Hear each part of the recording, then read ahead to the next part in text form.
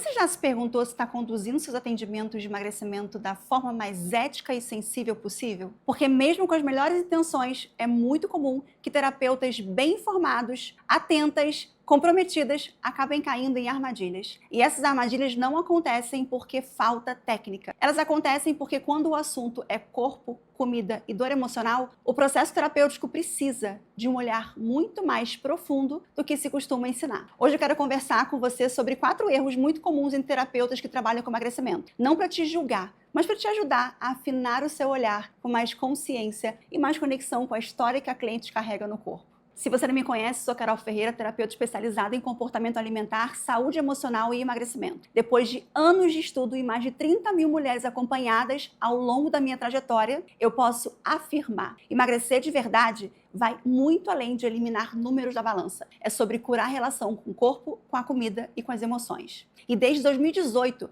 além dos atendimentos, eu também ajudo outros profissionais, eu formo profissionais para conduzirem processos mais sensíveis, profundos e responsáveis com as suas clientes. Se você já atua com comportamento alimentar ou quer se tornar terapeuta de emagrecimento, esse canal foi feito pensando em você. Vamos começar aqui no primeiro erro: ouvir o comportamento e não o que está por trás dele. Isso acontece quando a terapeuta escuta que a cliente comeu compulsivamente ou que voltou a se sabotar, imediatamente pergunta: o que você poderia ter feito diferente? Ou como você pode manter o foco na próxima semana, da próxima vez? Essa abordagem pode parecer correta, mas ela é superficial, porque não investiga o que estava se passando emocionalmente. Não pergunta o que aquela comida representou. Não escuta o que o comportamento estava tentando comunicar. A cliente comeu por impulso? Ok. Mas o que ela sentiu antes disso? O que ela pensou antes disso? O que ela precisava naquele momento? Quem ela queria calar? De quem ela queria se proteger? O que estava acontecendo? Se a escuta não vai além do comportamento, o processo vira uma conversa sobre controle e não sobre transformação. Segundo erro, transformar emagrecimento em meta. Sim, eu sei que muitas clientes chegam dizendo que querem emagrecer, mas o nosso papel não é transformar esse desejo em objetivo terapêutico. Quando a gente foca no número da balança,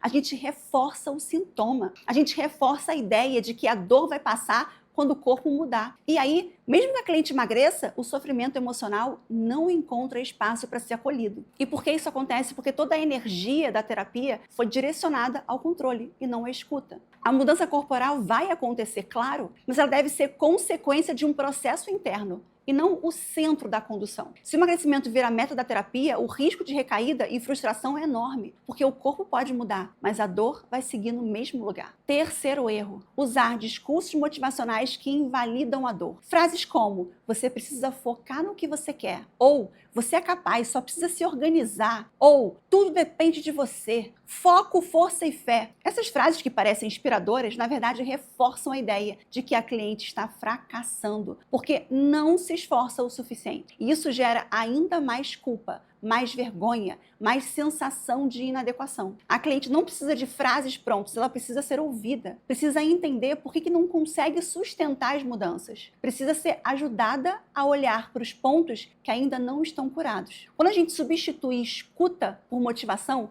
a gente cria uma relação de cobrança e não de apoio. Quarto erro: tratar o corpo como um obstáculo e não como linguagem. Tem terapeuta que, mesmo sem perceber, adota um discurso de corrigir o corpo, como se o peso fosse o problema a ser combatido, como se o emagrecimento fosse uma solução universal. Mas o corpo não é inimigo. O corpo é onde a história da cliente foi sendo escrita. Cada sintoma, cada compulsão, cada excesso tem uma razão de existir. E quando a gente trata o corpo como algo que precisa ser consertado, a gente reforça o mesmo olhar crítico que ela já aprendeu a ter. O corpo não é um erro, o corpo é um mensageiro. Presta atenção.